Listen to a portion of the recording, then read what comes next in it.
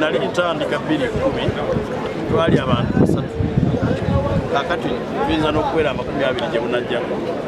kitegeeza nti kati ekifo ky'abantu kibeegombesa. Ebbanga ly'omazeeyo lyayinza okulowooza nti yayagala okukola lwaki ne ku mulundi guno kyayagala okukola?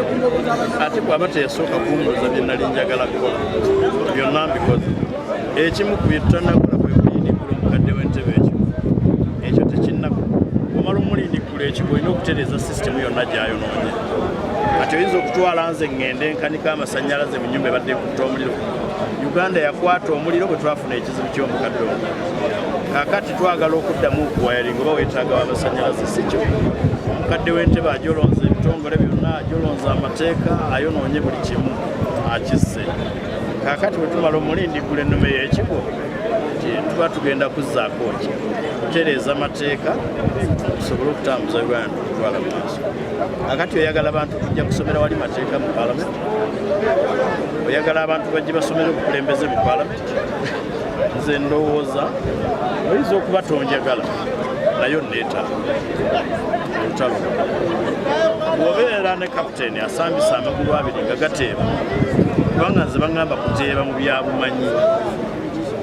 ate tomufulumya kisaawe okujja ngo oyagala kukuba ttiimu kimu oba ebyewammwe byakyadde. Omubaka wa Paalamenti ku mirimu 4 omukulu ennyo gwe gw'okubaga amateeka g'ensi yattu Uganda. Naye amateeka ago gabagibwa olw'ensi okubaamu emirembe. Ndi wa kuyimirira busimba bbiira awatali kwemotyama okulemesa amateeka amabi agakosa ensi yattu Uganda. Njagala okwebaza ekibiina kyaffe kya National Unity Platform bwe twogera baddukidde dda ne mu kkooti etafite ensonga za ssemateeka okuwakanya UPDF Amendment Act, etteeka eriddamu okukkiriza abantu ba bulijjo okuba nga bawezesebwa mu kkooti y'ekinnamagye. Ekyo kikyamu kikafuuwe. Ssemateeka waffe ennyingo ey'ekyenda-mu-2 Article 92 egaana Paalamenti okuddamu okutuula n'okuteesa ku tteeka erimaze okusalibwawo kkooti ensukkulumye. Kkooti ensukkulumye bw'eba yamala dde okusalawo n'egamba nti omuntu awezesebwanga omuntu wa bulijjo tawezesebwenga mu kkooti y'ekinnamagye, kyali kikyamu Paalamenti yaffe okuddamu ate okutuula okukyusa disizoni ya kkooti.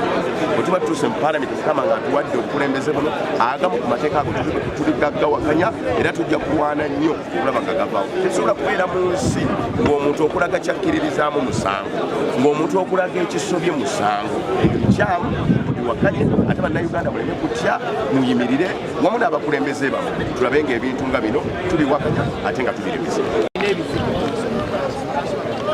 Bwenjogera ku gavumenti naye abaddewo era ndowooza ebibuuzo byebamubuuziza simanyi byebamubuuza naye ndowooza ekisooka bayinza okubamubuuziza emyaka 15 gyomaze mu Paalamenti pate yaffe eno eya NUP egikoledde ki? Ekyokubiri, omubaka wa Paalamenti oyo abaddeyo Medard Ssebula emabegako eyo ndowooza omwaka gumu n'ekituufu bamubbako miliyoni 8 motoka ye pato miliyoni 2 zalina muki motoka. Kyendowooza abakakiiko bayinza okuba bamubuuzizza miliyoni 8 ze bakubbako motoka zaali zaani, zaali zigenda kukola ki? Oyo sijja kumwerako biseera naye nina ne mukwano gwange muyimbi Walukagga sijja kumwogerako naye ndowooza asooka agende yeetereze ino emyaka 5 10 bagiwe magoola akiikire abantu babusobozi kuba yekayeka yalina obuki busobozi. Betting nga bwewedde nze nzizeeyo mu balonzi bange abantu bange abaabuze constituency kubagamba nti kaadi kola ki girina era kubagamba nti beeteekereteekere nomination n'akalulu ka generate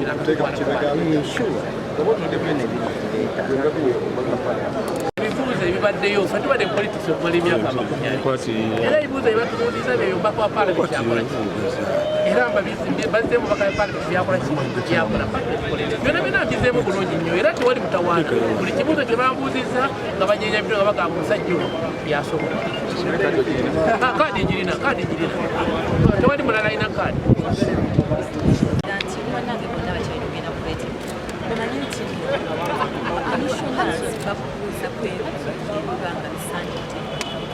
ekibiina kijjayo bweyasaanira kikiina paliament era nsubira nti bannayuganda bangi bagenda kulaba kakibukaffe kaleetedde ddala munnayuganda babula wakisi asaanira okutwala maaso ensonga za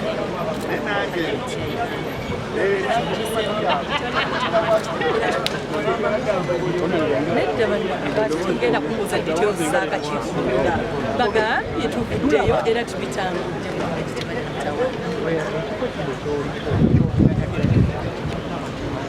leero tulabye mukagawayo naye byonna buli munnawakiso ate twandibadde tuyimbira nebintu ate olaba abajjeyo bwa pulezidenti bajjeyo abantu bubiri n'olwekyo kiba kya muntu buli omu okulaba nga yeegwanyiza naye ate kimanyi bannayuganda ne bannawakiso kubanga nkaaga kikumi bamu ne bannawakiso balaba dda ani asingako ekyo kyo tukirekera akakiiko ne katulagira kibe kajjeno field na buli kimu asaanidde era akakiiko kaffe tetumanyi nti kabula balaba nga kintu kitambula maaso kyenyubi egenda maaso kyakizo kikiwulanga kyolina kyosinga enjawulo gye nnina nti wakiri tuseeko mu madaala ag'enjawulo na noonya oba naye ate si bye nanoonya nze ndi mu bukuweereza mperezaako nga sipiika Wakira mbaddeko deputy meya Wakira municipality era musanja ekiwedde nga sinagenda wa MP badde vice chairperson wa district ya Wakiso naye kaakati essaawa eno nze bumanyi MP wa Wakiso district kati naye ekyo nakyo nti nze ikambe ate nga bannawakiso balaba mbula nze omuli kwembasaba bannawakiso gwakubateeseza ensonga nyingi zitutte paliamenti ya Uganda nze mbasaba bannayuganda tubeere bagumu kubanga tukola bye twabasaba tubakolera Nabatannamu Joyce n'abakozi NUP Wakiso nga nze omu ku bateekayo empapula ezasaba obubaka bwa paalamenti obwa Ntebe municipality nkakasa bannantebe nga bulijjo nti nze omwana owammwe gwe mwekuliza gwe muweeredde gwe musomeseza ate ne mumugunju nsaba munteeke mu ssaala muze bagenda otubuuza leero nsobole obiyitamu bulungi nzije mbaweereze ng'ovuddeko bino bye mbadde mpeereza nga sirina kifo leero njagala mbaweereze nga ngatta eddoboozi ku maloboozi gammwe agatasobola kutuuka mu setteeserezo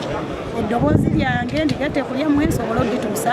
mu setteeserezo kakasa nja bakiikirira bulungi tulina enguudo Entebe enguudo embi buku oluguudo olwo luluddewo tulina ne bridge ekyasinza okuba entono mu Uganda nakiwogo buwaya bridge eyo njagala njogereko nnyo tulina ne regional referral hospital Entebe grade bimwakiraba nga NUP ffe basaala ate mu kusonda obutanda abakyala kwe bazaalira ng'ate ssente omusolo muguwayo tulina ekizibu kyennyanja eremeddwa okuddira banyini abagikolera ennyanja ekyali mikono gy'amagi twetaaga etteeka erireka bannanyini ennyanja zi beach management units bawoodinga ennyanja yaabwe nga wekyava edda nga tujja tukula ate ensonga endala tulina ensonga y'obutale nti obutale obwo obulaba bwazimbibwa naye twabulamu endowooza y'omubaka ogenda okugamba nti abantu abaali mu butale baddizibwa emidaala gyabwe so awo waaliwo obunafu nti ssente zagenda naye tezasobola kulondoolwa kulaba nti abalina okufu benefitinga mu butale be batuufu abaafuna emidaala egyo abantu abasinga abaali mu butale tebasobola kufuna midaala wadde ekyo kyayita naye twetaagamu eddoboozi erinaavaayo okulumirira omuntu oyo atandikirwako atali mu kilaasi za waggulu so neeyanziza ekisookera ddala ng'omuntu abadde mu local government ekyamazima Uganda eremereddwa okuyamba local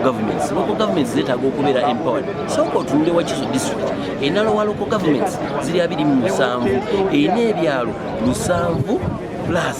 naye erina unit emu ekola enguudo bwengamba unit kuliko excavator grader wheelloader oleete water bowser ne compactor emu naye ng'erina obunene bwenkaniddawo erina abantu abali mu